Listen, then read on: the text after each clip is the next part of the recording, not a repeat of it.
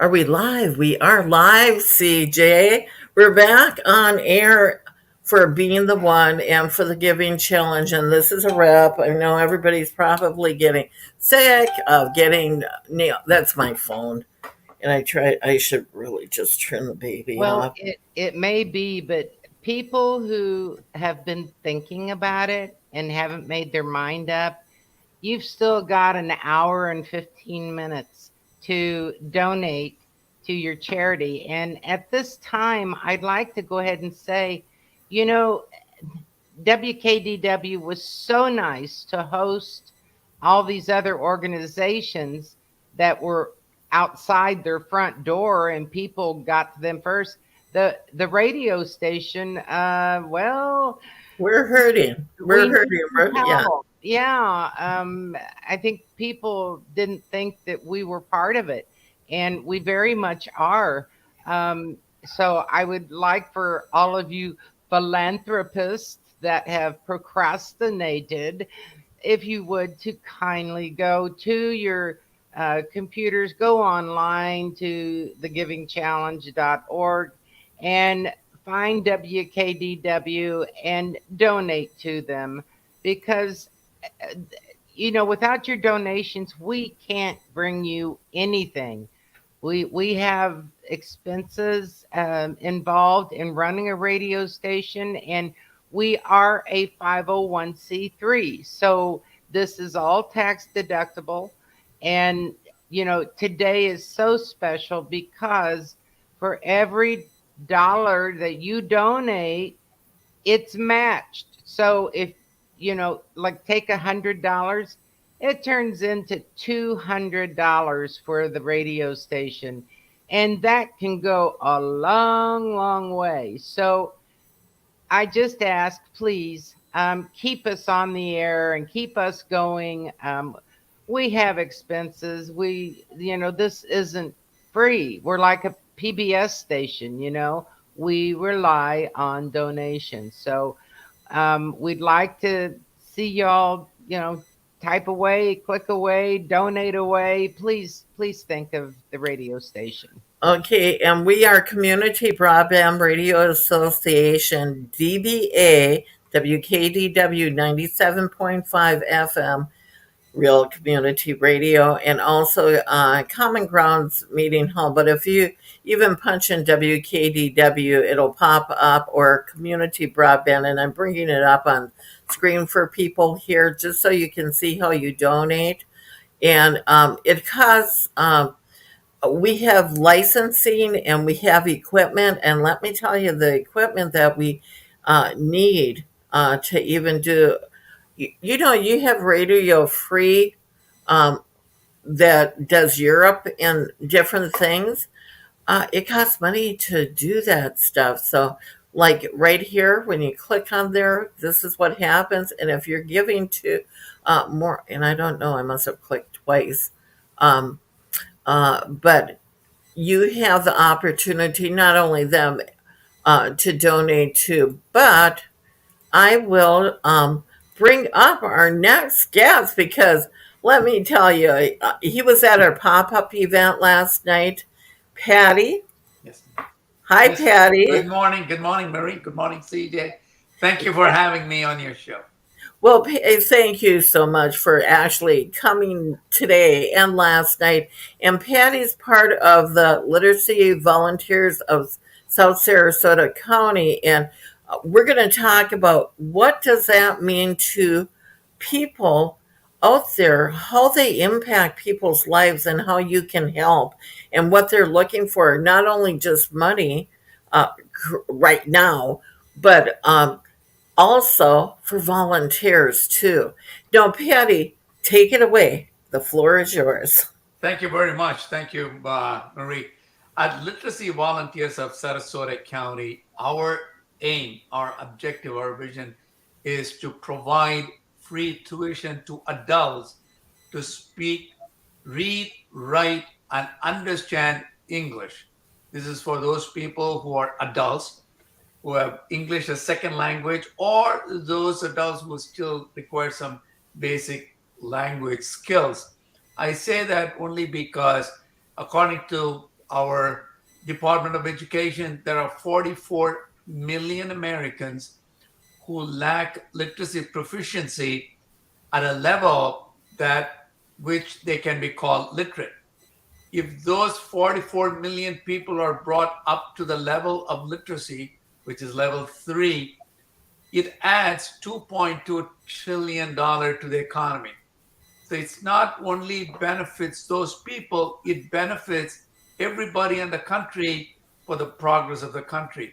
So what we do, we approach, we recruit, we tutors who can volunteer to provide free tuition to these adults who are earning, yearning to learn English so that they can do better, whether to get a driver's license, whether to become a citizen, or to get a job, or to have better conversation with their kids and their kids' teachers in the school so that they can better help their kids. That's our objective here, to teach all adults read, write, understand English so that they can effectively and productively act as a good citizen. In Sarasota County, we have about 10% literacy, illiterate people, compared to 20% across the nation. That 10% is still very high, and we would like to help. And our objective is to tell who we are. That's what we do. We educate adults. We need tutors. Those who, you don't have to be a former teacher. As long as you know English, we will provide you with good training for 2 6-hour training class, and provide you with the content, how you can teach people, the guidelines and the resource materials that are available. And then when we get people who want to learn English, we evaluate them from level of 0 to 4. 0 means they don't know any English, not even alphabets. And then it goes on progressively. 1 is just a nodding acquaintance of the English language. 3 and 4, they can read, write, and also comprehend to a certain level. But they still need improvement in terms of their vocabulary, and also to understand some of the idiosyncrasies that we use in our daily, day-to-day life, the local colloquialism. So once they are done, then they move up very nicely. We train you to become a tutor, then you decide as to how you structure the program depending on the needs of the student. It's not a cookie cutter program. We don't tell you this is what 1, 2, 3 you need to do. We provide you with the guidelines and the resource material. You get together with the student and schedule the time at which you would meet with him or her in a local library. At Northport Library, we do have 2 rooms that are dedicated to literacy volunteers of South Sarasota County. So you can schedule a time up to an hour and a half or 2, teach the student, and then follow up once a week. It takes probably an hour or so prep time, and that hour and a half to 2 hours teaching time. That's all your commitment. And you can see the progress of these people going up. We have had people who have gone through the program very nicely. They have become productive citizens. And one of my students, she even got a house through Habitat for Humanity. She was able to write a nice cover letter and qualify for it. We have had one student who has gone on to medical school. So it is all a good progress. However, there's more need, there's more demand. We also, if you know people that would benefit from our program, we would like to know that too. There are a lot of people who do not know about our program. There are a lot of immigrants in the immigrant community who would greatly benefit from our service. We need students. We need definitely tutors. Most importantly, of course, we definitely do need your donation. And I thank Marie for giving us this opportunity through this radio program, WKDW, and of course, Patterson Foundation for matching any amount from 25 to $100. Patty, one of the things when you're talking about the volunteerism, I almost went into, oh, yeah, when you're working with people, and I'm glad that you said that you train people how to do this because it sounds to me like I don't know if I would even have the quality or the patience to do that. What about you, CJ? Well, knowing that they train you, that is a big help. They give me the materials and the supplies to do the task at hand. And I can appreciate that there are people all over this county that would benefit from going through this program.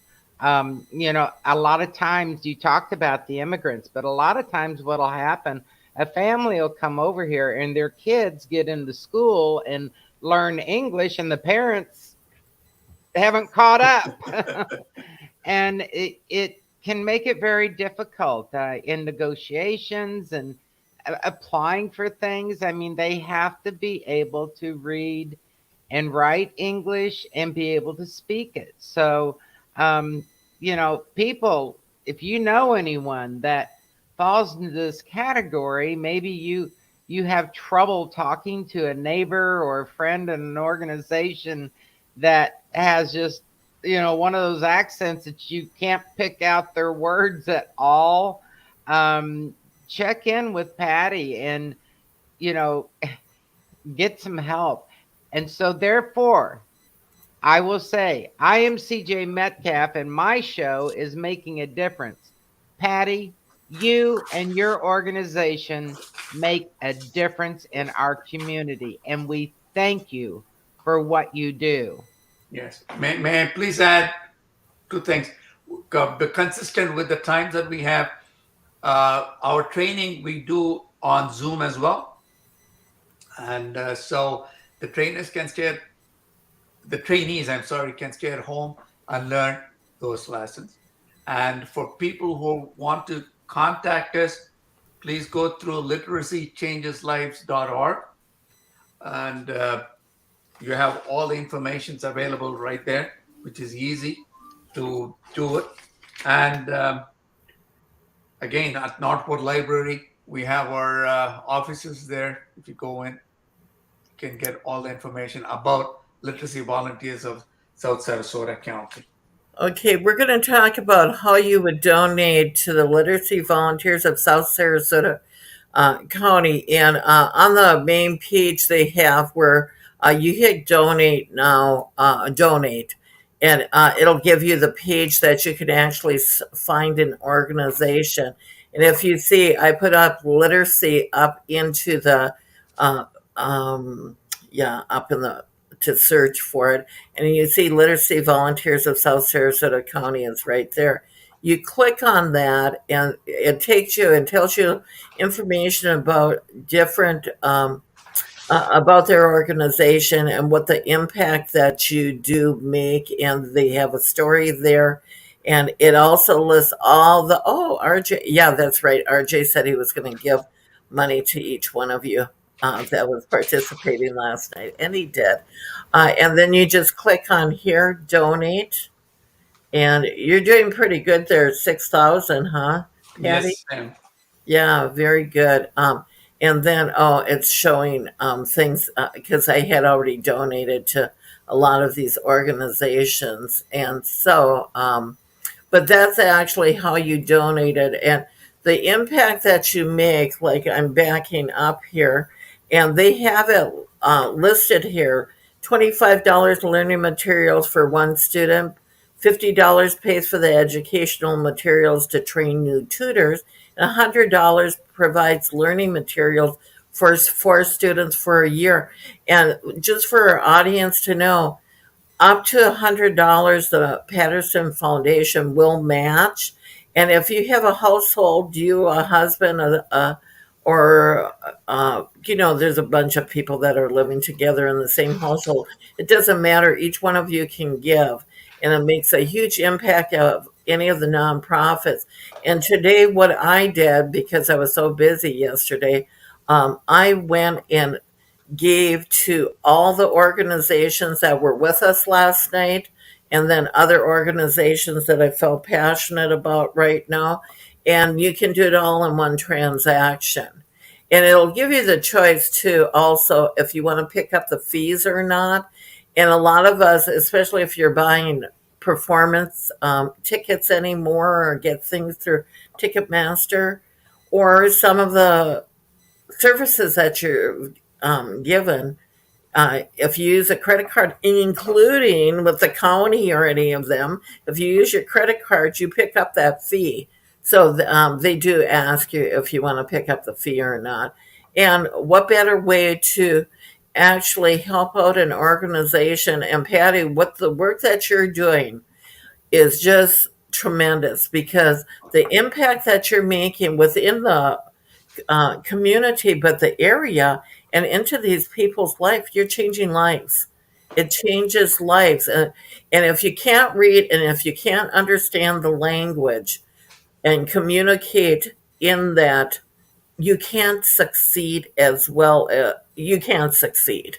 If there's a literary things. That's why when we go over to Europe, some of those countries get mad because we expect them to speak English, instead of us learning the language there. So, with that being said, I have our next guest waiting in the wings to come on. Patty, always a pleasure to talk with you, to see you. You're just a joy to be around. You really are. And for our audience, givingchallenge.org, you only have about an hour left to go and make that impact. For every up to $100, from $25 to $100, you can make an impact in these organizations. And CJ's here representing the Military Heritage Museum and the radio station. She sits on the board of one, and she's a show host with us. So thank you, Patty. You have a Thank great you very day. much. Thank you for what Thank you you. do, Patty. Thank Thank you. Thank you for the opportunity. Very nice. Greatly appreciate it. Thank you. And we'll see you again next time, or maybe sooner. You might be Yeah, on. this is just, I just want to say, this is our 40th year. We've been here since 1982. This is our 40th year. So we will contact you if we have a celebration. Well, and if you have any PSAs, or if you want to come on any of our shows, just let us know. Yes, ma'am. Will do. Okay. Thank you so much. Thank you. Bye-bye. CJ, did you know anything about them before? No. And I don't even know in Charlotte County if we have anything similar. Do you? No. Other than tutors that the schools have. Yeah. I don't know. That's something we really need to check into. Well, the next person that we have waiting in the wings is Dr. Owen Bradley, and he's actually here coming to represent the Northport Parent Band Organization, but he's also the band director for the high school, and I've been dying to talk to him. Hello, Doc. I have been. I've been waiting because one of my shows is about the arts, Kaleidoscope of the Arts, and I've been really, really excited to talk with you. I'm getting back feed. Let me Yes. see.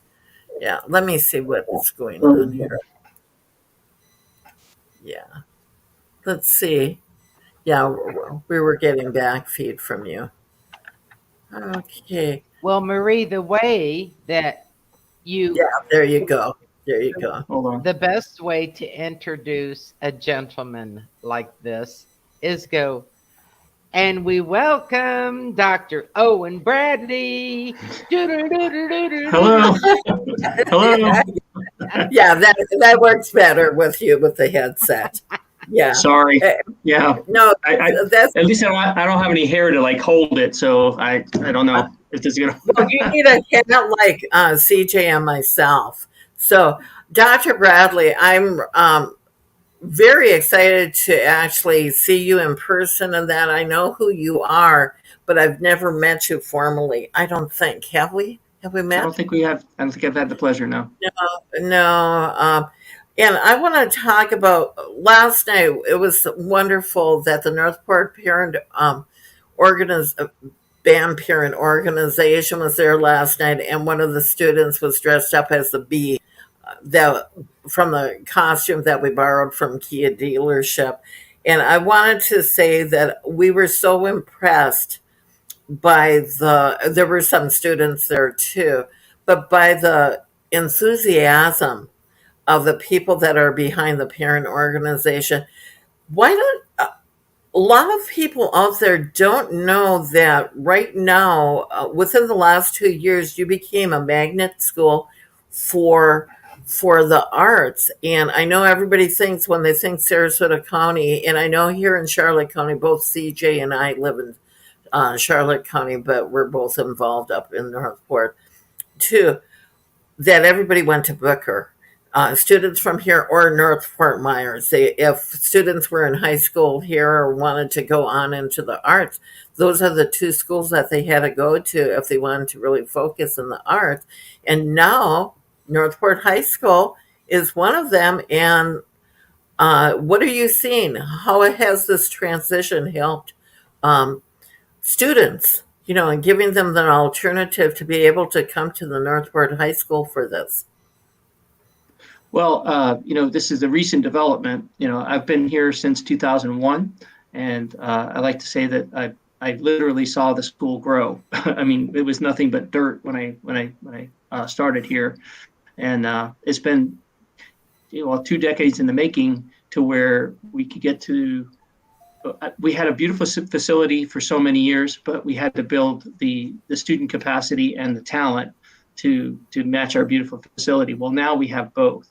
And in the last few years, it's just been incredible, the level of talent, the level of achievement the students are able to do. And finally, now we have the arts recognition, and that has enabled us to finally show. I always say we were the best kept secret in Sarasota County as far as the arts. Northport High School was never mentioned more than just in passing, and most people would say, where's Northport?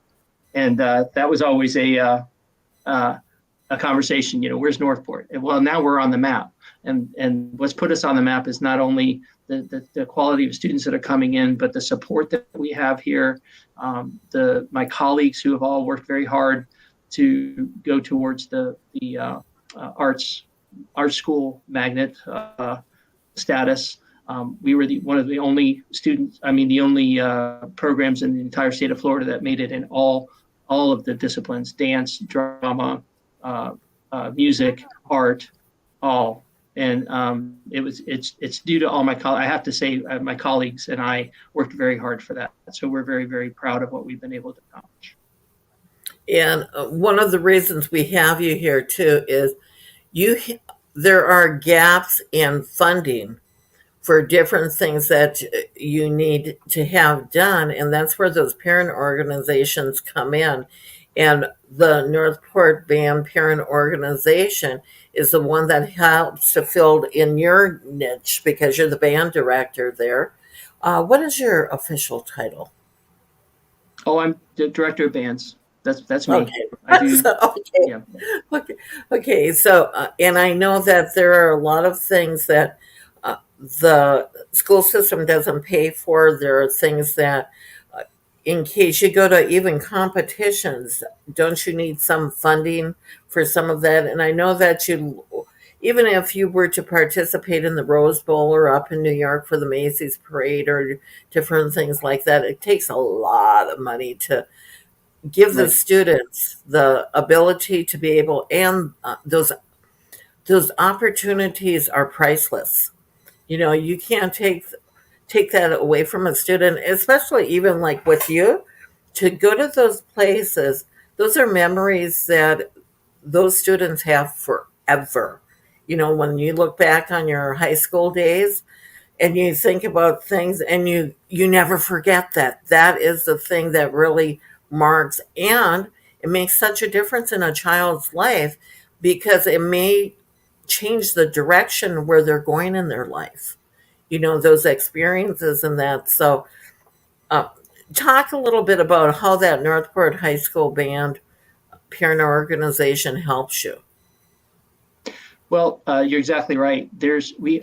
We enjoy wonderful support from both Sarasota County and also our administration here at Northport High School. But what people don't understand is the money that's available to the schools has to be spent in certain ways, and it's very, very strict and very limited on what they can spend it on.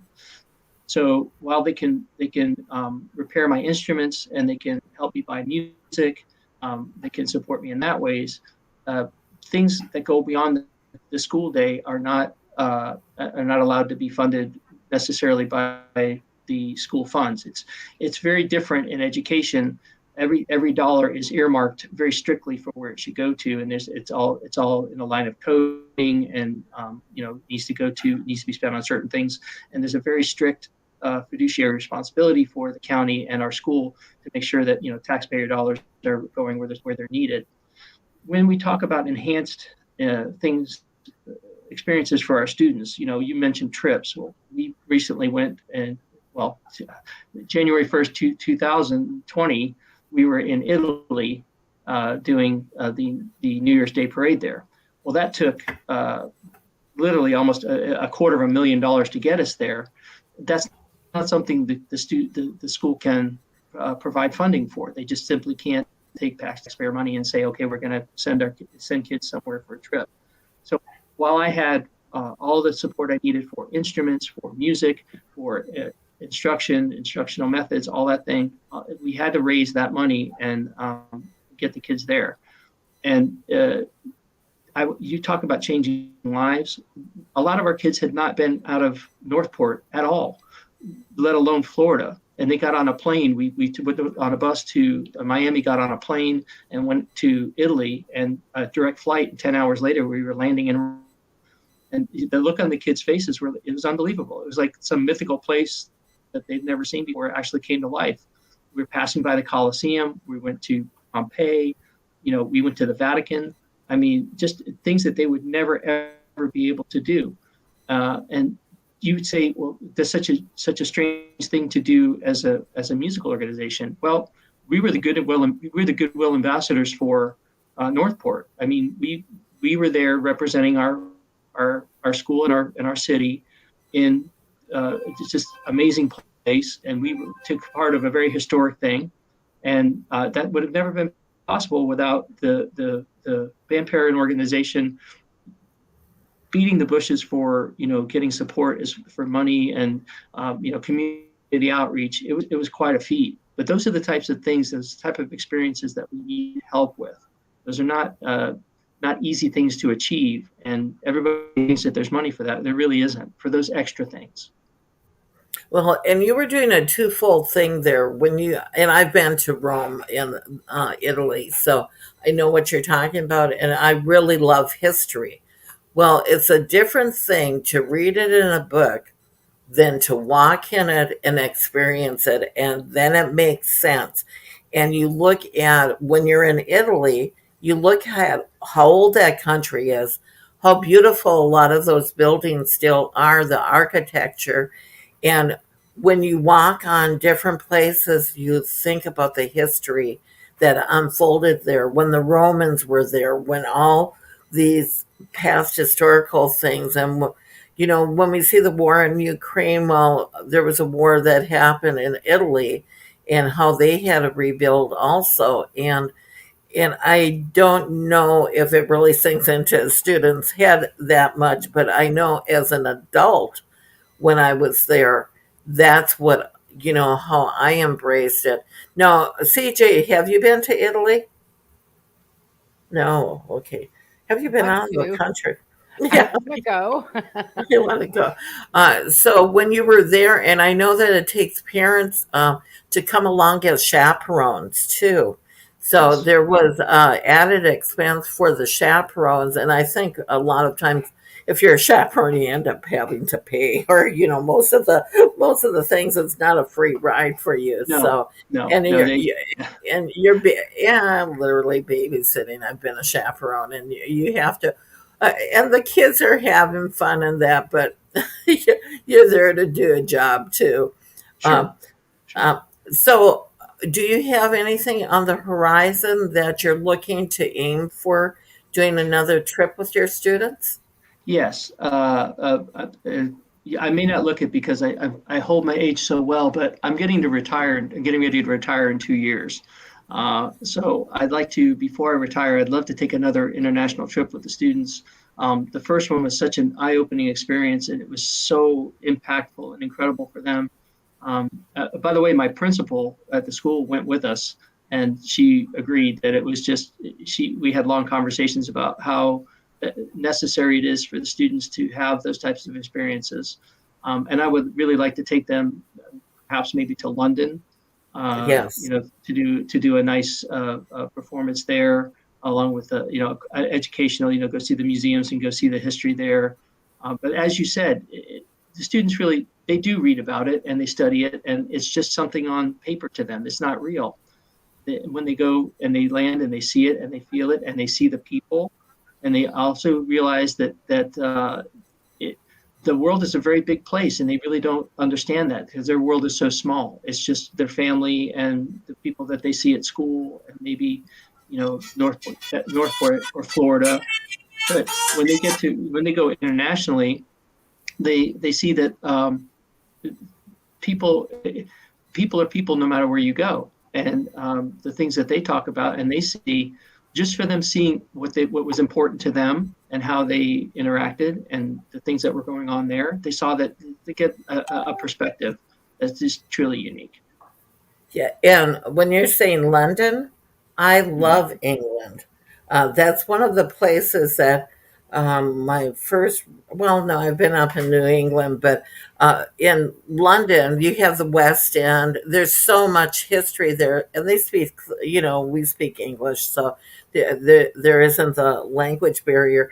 But Canterbury and Dover and Windsor Castle, in those areas, and they have a good transportation system within with their tube and stuff going around, getting around. And one of the things, well, let's talk about me for a minute.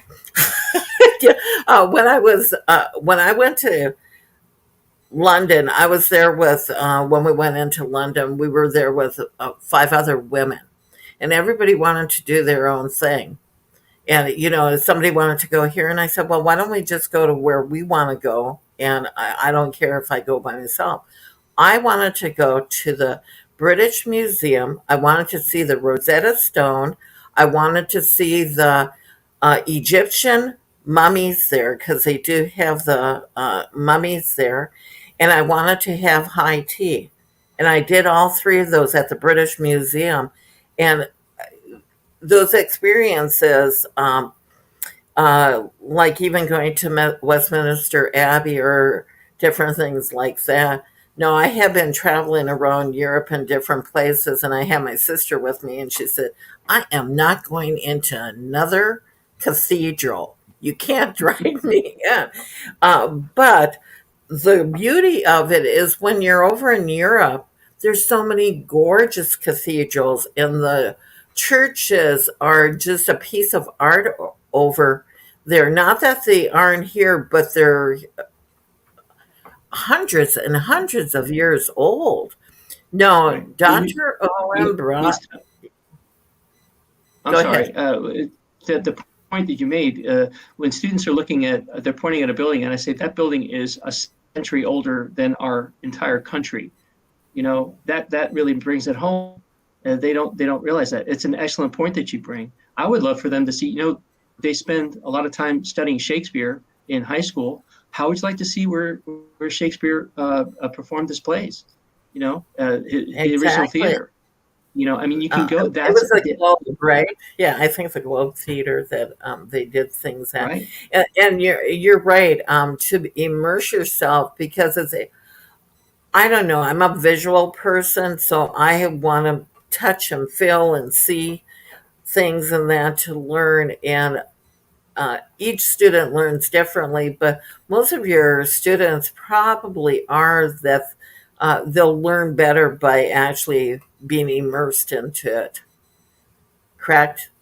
Yeah, and they'll Yes, be able absolutely. to, yeah, because Andrew Lloyd Webber lives over there, and there's different artists that you may be able that they may not ever get the opportunity to even see. And I know with your well, with people's connections, you probably could put yourself where they might do a seminar even for you. And what a Yes. great opportunities to be able to do that and to perform there, uh, and the relationships, because you get to meet people from different cultures. Like over in Italy, when you were there with the different cultures, Italy is different in a lot of things, and taking the subway and how people live are a little bit different. And when you see the whitewash, if you go drive down the coast and see the buildings that are kind of like the Santorini white things that everybody sees in pictures, it's different and breathtaking to see all that in person. Now, I know that you said you were there at what year did the high school open? 2001. Yeah. And what year did you start? I actually started 2001. before that. I started the February before 2001. I was hired and started planning for the development of the new high school. So So another favorite yeah. story is, oh, go ahead. No, I was going to say you're a charter teacher there. You are Oh, one were of the you? teachers. Yeah, you Yes. are a Mhm. charter teacher. Yeah. Yes. There's very few of us left as people get, they move on or they retire. There's only a handful of us left. But what I was going to say is the first principal there that hired me, Dr. George Kenny, he and I walked the campus, the dirt there, and what was the dirt of my band room. And I turned to him and I said, we're going to build something here that people will be proud of.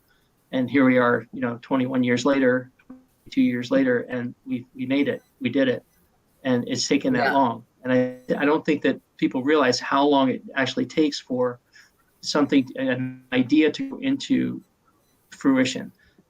Uh, Just because I, you just because you want it to be, you have to make it. You have to build it. Yeah, and it took 21 years right now. Well, and if you go back a couple of years, you guys, 19 years into it. I when you're talking about that, because I do a series with Joan Morgan, and she talks about where the high school is and where Price Boulevard is, and she said they used to pack a lunch if they were going there because it was a dirt road. You were at the edge of the world if you lived in Northport to go out to Price. And a lot of people don't know the history why the high school and all that development was there. And it was because of general development, and the property became available, and how Gene Matthews actually worked to get the school board to have that happen. And that's where you go back into history and really find out. And that's why I'm so grateful that you're taking your students to different places, because it doesn't mean anything until you learn about the history of the area. Or we go back in time, even with Ukraine, and you live in Northport, and it's the Northport High School, and there's a huge Ukrainian population there. And I imagine you've had a lot of students uh, from that have the background roots of Ukraine, and uh, but not only there. You've seen a lot of different students come around from all ethnicity backgrounds and every changes. What do you think is, when you look at your students from when you were in 2001 and where you're at today, what kind of growth personally have you had? And also, what kind of changes have you seen in students? That's an interesting question. The students here were very sheltered. I mean, they were very their worlds were very small, And when I first started here, it was all I could get them to do to believe in themselves. So their self esteem, their self worth were not. They didn't have an identity. They were part of something else. They were either they lived in Port Charlotte and came here, or they had to be bused to Venice High School, or whatever it was, and they didn't really have they didn't have an identity to say this is ours. So we talk about school spirit, we talk about community pride, all that sort of stuff. That wasn't evident at all. And through the years, I've seen it slowly get to the point where it's reached critical mass, for lack of a better word. And once it did, it just exploded, and it's been exponential ever since about I'd say the mid to late, around 2008, 2009. It just absolutely just exploded because we hit critical mass and everybody believed. And before that, it was getting everybody to believe that you can build something, or that yes, this can be quality, or yes, we can do it. And going back to when we travel, music is the universal language. So there was definitely a language barrier when we went over to Italy. I know I studied Italian for a year, and I got okay. I got enough to get me around and not get my face slapped. But more than that, the language of music, that needed no translation at all. And to bring that, I think people were astounded by the quality that we brought, the enthusiasm that we brought, and just bringing that different places really shows that music connects us. And I really think that that's very important. And that's something that we've worked to build. You asked my personal growth. My personal growth has been just getting to be where I share my love of music with the students, just from the music's sake. It's not an academic exercise. It's a passion. And for you to be able to have that type of skill where you can connect to somebody emotionally, somebody's affected by the music that you produce, is powerful. And that's really where we come to, and that's been the critical point, especially as we got to be the visual performing arts school. And it's amazing. And I look at you starting with them in the beginning, and you're talking about the challenges. And I know I've lived here in the area since 87. So I've been here 35 years now. And I'm looking around and I've seen the growth, because Northport used to be just going through. And I remember where the little mall was there. Well, actually, the church is there now, but where the mall was. And one of the stabilities you've always had there, though, and they came in 87 at the same time, is the Old World. And I always call it the Old World Cheese Shop, because that's always Right. it was. Yeah, and I always have called that over the years and that. But Christine and John were a staple and were very instrumental in having John, especially, of having different things and putting Northport on the map way back then, because he would do the Jerry Lewis telethons, and had raised $1 million over the years for different things. But Northport has made such tremendous growth, and now, especially with you being a magnet school, for the arts, I just see nothing but future potential, more so than ever, that more students will be wanting to come to you, and the parents will be running them up to the Northport High School. And I wish you the most success. And before we go, I want to bring up on the screen here who and how you're going to be donating to help out the Northport High School Band Parent Organization. If you go to givingchallenge.org, and if you see it scrolling across the bottom, it's www.givingchallenge.org. Hopefully I don't have to spell that for you. And you go and find the Northport High School Band Parent Organization. If you want to give to multiple ones, you can support. Even if you're not supporting the Northport High School Band or a parent organization, any of the parent organizations that are doing good for the schools in your particular area, support them. if those people, yes, their kids are normally in school there. However, they make such a huge impact and difference within the curriculum and matters of what those students are able to do with the help of course, their teachers. They need that support. But as we look at this, and if you look here, it tells you what the impact makes. If you give 25, it helps towards additional musical instruments. $50 helps towards competitions and festivals students to attend. And those are experiences that are priceless. They really are. They don't even need a price tag on those. Helps toward $100 helps toward much needed instrument purchases. $200 helps to purchase a keyboard. Now, just recall, 25 to between 25 and $100 if you're giving in your name, and you can give in other people's names in your household if they're linked to your credit card. The Patterson Foundation will match that money, but you only have less than a half hour to get this done for that matching money. So please do so, and please, please, please, please, um, you know, um, take the time and take that out there. Oh, I see Marie LeBras and RJ Malloy are up there, that we did give to you. That's me and the station manager. But just to make sure that you know that your donation will make a huge impact in the organization.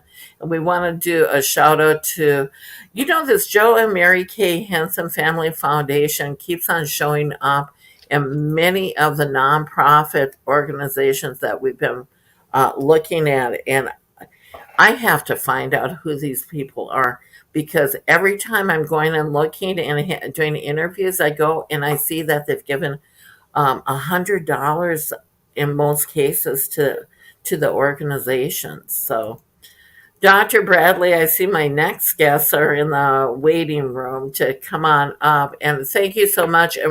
And we're going to have you back on our show, on our Kaleidoscope of the Arts show, so we can do a full-blown interview with you, and you can bring students and whoever you want on with you too at that point.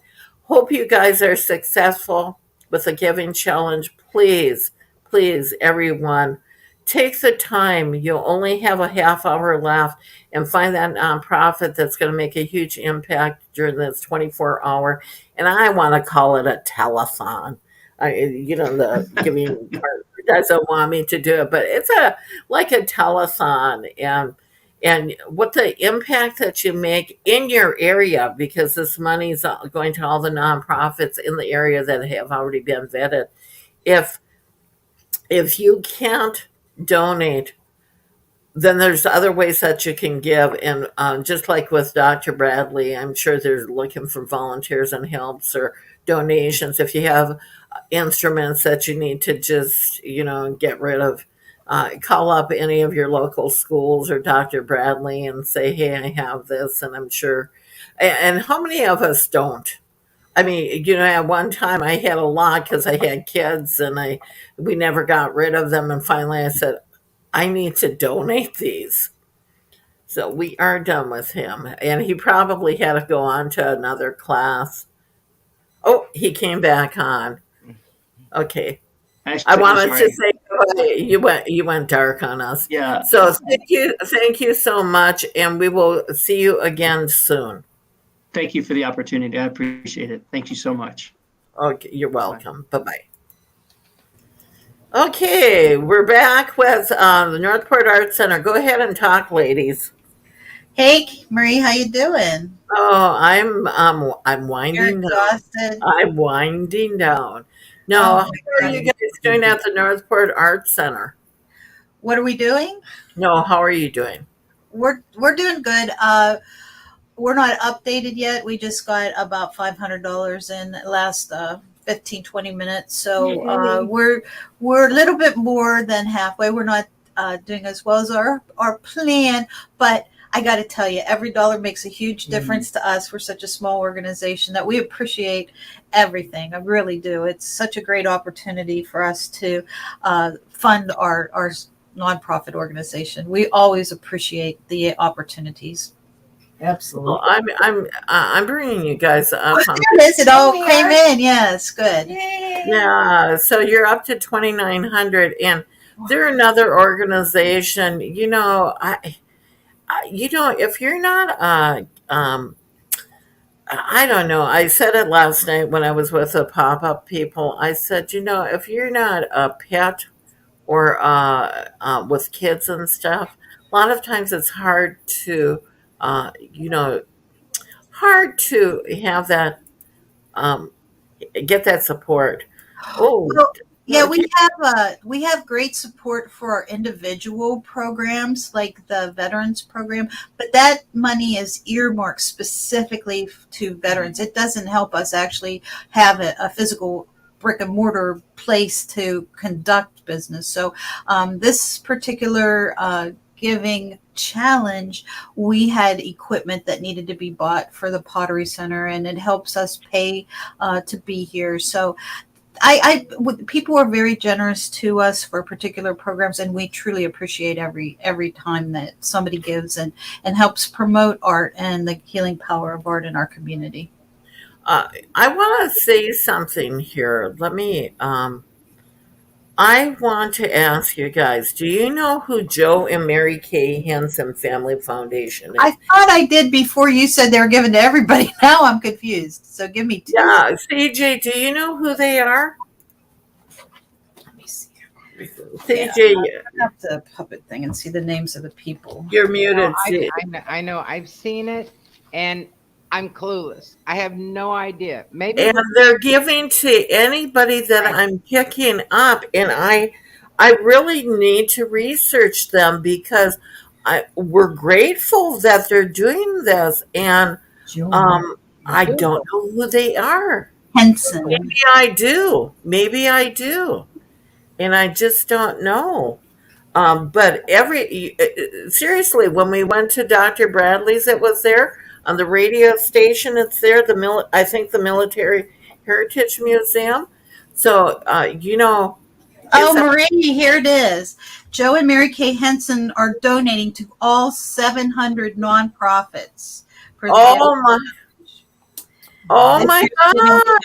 and there's a picture of them here on this particular Oh my God, I am so grateful because I kept on going and I see them popping up, and the ones over in Englewood, they were popping up on, and I'm going, how generous. Do you know how much money that is? Because they're giving $100 to each. Yes. Is that $7 million? 700 700 times 100? That would be 700,000? Yeah, 700,000. Now, giving back has never been a question for philanthropists Joe and Mary Kay Henson, who have actively served in the Sarasota area since moving here full time from Greenwich, Connecticut 12 years ago. Mary Kay, a former IBM marketing manager, and Joe, a former tech entrepreneur and chief executive officer of a Fortune 500 companies, were honored as part of Sarasota Magazine's 2021 Unity Awards for creating the Eagle Academy, a summertime education and parenting resource program, and for working with All Faiths Food Bank and Unidos Now, ensuring food security and opportunity for impoverished and Hispanic Latino communities. So that was their story. And this year, the Hensons are participating in the Community Foundation of Sarasota's Giving Challenge, a 24-hour philanthropic binge that begins at noon Tuesday, April 26th, with 700 participating nonprofits. Since 2012, the online event has brought in more than $59 million in unrestricted funding. In 2020 alone, the Giving Challenge raised $19.1 million in 24 hours at a time, when people found themselves in particularly great need because of the COVID-19 pandemic. Instead of picking one organization and cause to support this year, the Hensons have decided to help them all. They've donated $100 to each of the Giving Challenge participants for a total of $70,000 $100,000. This amount was also matched by the Patterson Foundation, which raises that total to $140,000 just this year. So I don't do math well. Wow. you do fundraising extremely well. You know how generous though. I mean, Super generous. they made an impact on every single one of those nonprofits, and what a brilliant way to do it. I can't applaud them enough. I started crying when because I didn't know, and I kept on seeing their name, and I didn't know who they were because I live in Charlotte County, so I don't see some of this stuff up there. Joe and Mary Kay Hansen Family Foundation. God bless you guys. Thank you so much. We applaud you. You know, you have many choices of what you can do with your money, and you are truly making a difference in so many people' life and what you do, and taking the wealth that you have accumulated, because it sounded like you guys worked really hard to actually do this, um, and to take the time out of you can be out sailing around or doing whatever you want, and here you take time to give back. And when I'm looking at that, and you know, these people could have chosen one organization and just helped them out, and I'm crying here and I gotta grab Kleenex. But you know, if you've won the lottery, you know, or if you have that kind of wealth, it's not too late to do it. You guys only have 49, see, I can't do math. Yeah. 19 minutes. Well, Marie, you need to go back to bed. It's okay, Marie. It's okay. I have to go to radiation today, so yeah. Oh, yeah. Yeah. But when you look at the generosity of people, not only are they giving money, but they're also doing some time there that I'm looking at, that they're doing that, and they don't have to. When you have that type of money, but they have made a difference doing that, and I know that at the end of this program, we want to say thank you to everybody that have taken that time. But I do want to recognize people that do have choices where to put their money.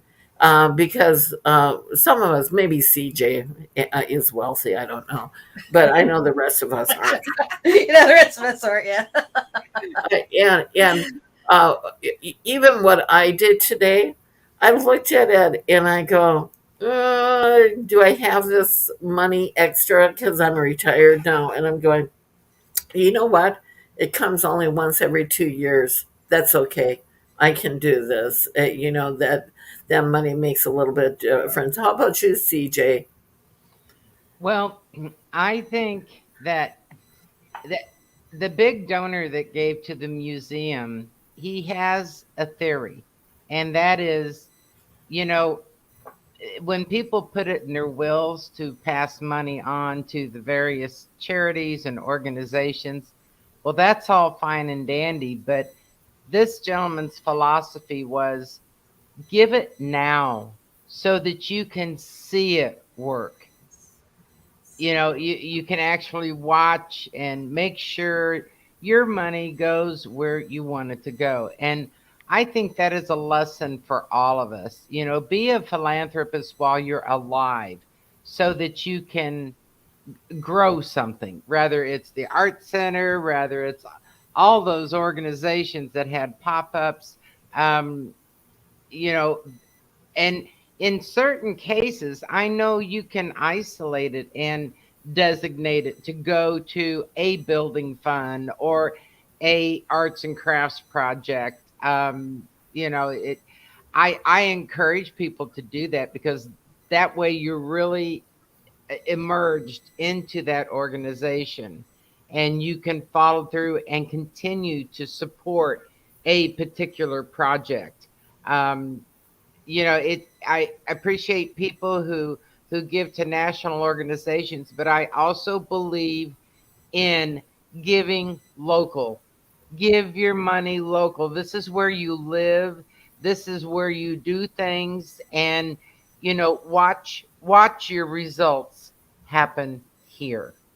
So the art center, bless their hearts, they, where would we be without art? And we've got to make sure that they have a secure future, and that only happens through donations.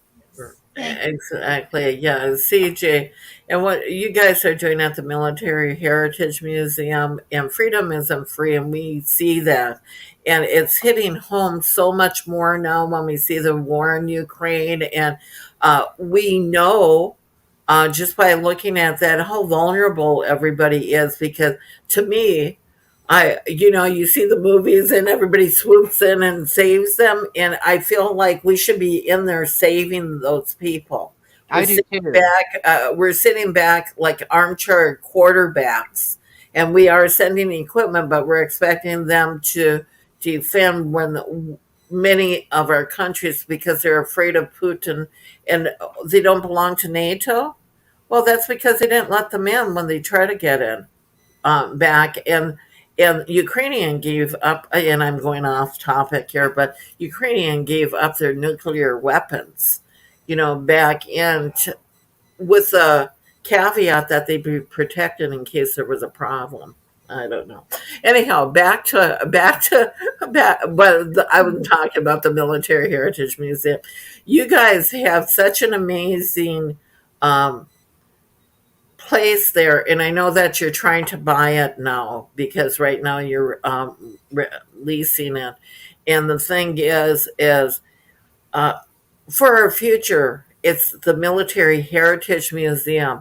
It starts from the Revolutionary War up to present day, and they have interactive things, and they have a beautiful theater there that you can go and see performances and have events at. So, CJ, I It's know, a learning museum. yeah, Instead of your typical museum where you just have artifacts on display and you walk by and you go, yeah, yeah, yeah, I've seen those before. The Military Heritage Museum, it attaches a story. It gives a history lesson with these things, so you can go in there and get in.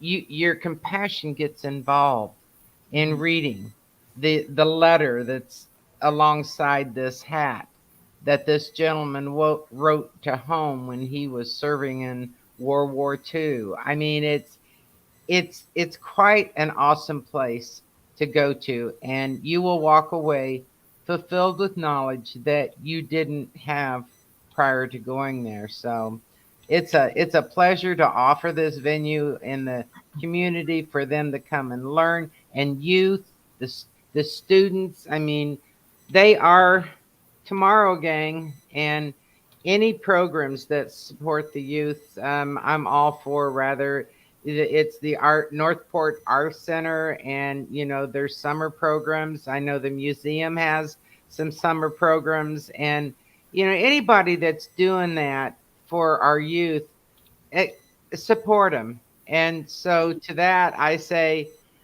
you got a few minutes left.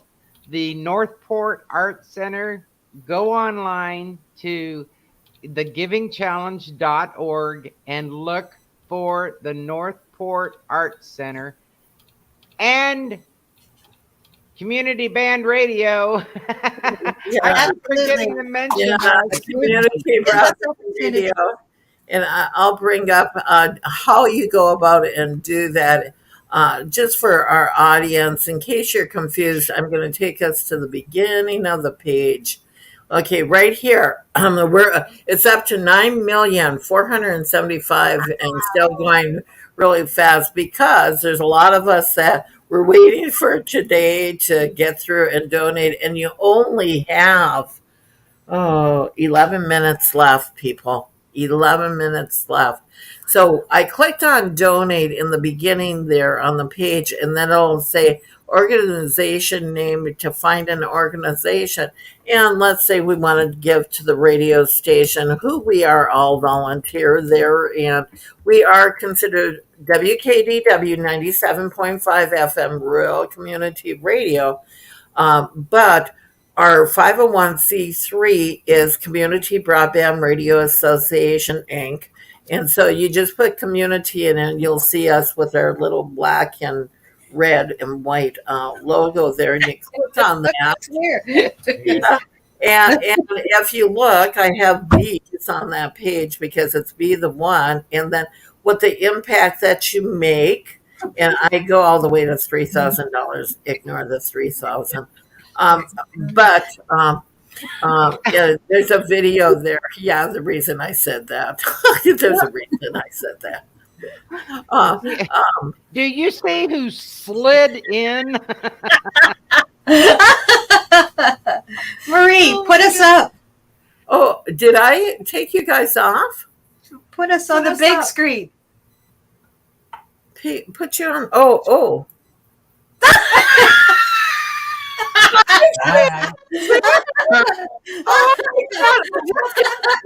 Come on to end the show. Let him out. Are you there for a class? Well, I just came to pick up my bonsai pot that I did last week. Okay, well, you did it. stay with us right now because we're going to be ending the program. And Rick Johnstone, the guy that's on the screen right now that we brought up, he does the PSAs at the radio station. And honest to God, yesterday, without Rick covering my butt, helping me tech, so I could go to the restroom. and setting up for the pop-up and coming back and tearing down the pop-up and then also scaring CJ. I'm going to go like this so you can bring CJ into the stream there. He dropped a chair and we thought about that. But Rick Johnstone, without your help at the station, he's a serial volunteer, and I am just really grateful for him. And we've known each other almost 30 years now. Probably more than that. Back in the 80s. Yeah, you're right. Yeah, and he's still my friend. I think if Dee Dee and Karen look, there's probably a cage right outside their door that he got out of. I have escaped. They need to put him back in the cage. Where's your piece? You have It's out on the counter out there. And one of the actually, Rick, talk how you went to this program because you're a veteran of the Vietnam War era. Okay, it should be on the counter because I filled out this card. Well, we were doing the show out at the Military Heritage Museum when Michelle was out there with Philip, and they mentioned it. And of course, we did PSAs for the Art Center about this program, and it's the Veterans Art. The Art of War, yeah, There you go. Veterans sponsorship. And they said, any veterans out there, we can get 6 of you into a clay class. And of course, I do bonsai trees, and pots are expensive. I said, hey, make your own pot. And so I signed up, and I came in, and I made a frog mask and a bonsai pot. And it's awesome. Right, and because he's a veteran, and I know CJ, you're aware of this program that they do up at the Northport Art Center. Oh, wow, and How much How much? How much? How much what? you want for that? I think I'm going to go auction. You're all right. You're all right. Come on. We both have small words. Rick has a sense of humor. I'll tell you. That's actually pretty nice. And in case a lot of people don't know, Rick Johnstone does bonsais, and you teach it too, right? Rick? Yes, ma'am. Yeah. Come on. Oh, we're live on radio too. You teach bonsai also, right? Yes. Well, I'm a member of the Port Charlotte Bonsai Club, and we meet at the Harold Avenue Recreation Center every Saturday morning from 10 to 12. And it's open to the public. People are welcome to come in, and we do have classes. And I go out and I have a few clients where I go to their homes and work on their trees. I've got someone coming to my house this Sunday to help them learn them how to repot their tree, plus leaving it with me while they go to Maine for the summer. Nice. Oh, that's pretty awesome. Now, Rick, let's talk because you're a volunteer at the radio station, and I know that Monday is a big day for you there. What are you doing? You're launching something. Well, yes, we're starting our news program, Northport AM. It's going to be air for every morning at 7 a.m. Monday through Friday. And Jill Devery and I are going to get together and pick out some news highlights from around town, whether it's from the Daily Sun or wherever, and let people know in case things they might have missed. We're going to have segments from the libraries telling us what's going on. City Commissioner and People for Trees founder Alice White's going to come on weekly and touch base with us. Got a sports reporter going to do weekly sports. So we have all kinds of things going on. Yeah, and it took you, I know that they've been working on this since last fall, right? Yes, because RJ wanted us to take a few classes from Jody Davis, who is a career news broadcaster, and he decided we need some fixing. I'm not sure how well it took, but we'll find out. Oh my gosh. I'm looking. I better put my glasses on. I'm trying to see the time. So we only have 2 minutes left. So before it's midnight, before it's noon, and the end of the Giving Challenge. And I want to remind people right now, the givingchallenge.org is where you go to. You only have 2 minutes left. Go and find the nonprofit of your choice, or love or hate, And we want to do another shout out to that philanthropist that hit every single one of the nonprofits that are participating, giving them each $100 so that they get the match. And who was that, Dee Dee? The Hensons from Sarasota. Hensons. Yes. So thank you so much. And remember, you can make a difference, and you can tune in on Thursday mornings to CJ Metcalf's show at 10:04 a.m. on WKDW 97.5 FM Real Community Radio. Her show is called Making a Difference. And our show, Dee Dee and I host a show on Wednesdays called Kaleidoscope of the Arts, and I do a show on Friday that's called Sleuthing Eye Opening Tales of the Past. We actually pre-record them on social media and all before that, so you can always catch us live, right, CJ? Yeah, absolutely. We really appreciate everything that everybody's done for us. Any last words, CJ and Rick and Dee Dee and Karen? God bless, and people be blessed that donated during this giving challenge and gave so many organizations a chance to carry on their mission. And it's through donations that happens. So thank you, everyone who donated. And don't forget, they have needs during the year also. This was just a special drive. So you've got a wonderful list of vetted organizations that are 501c3s, and give money to them throughout the year, not just like on a Christmas.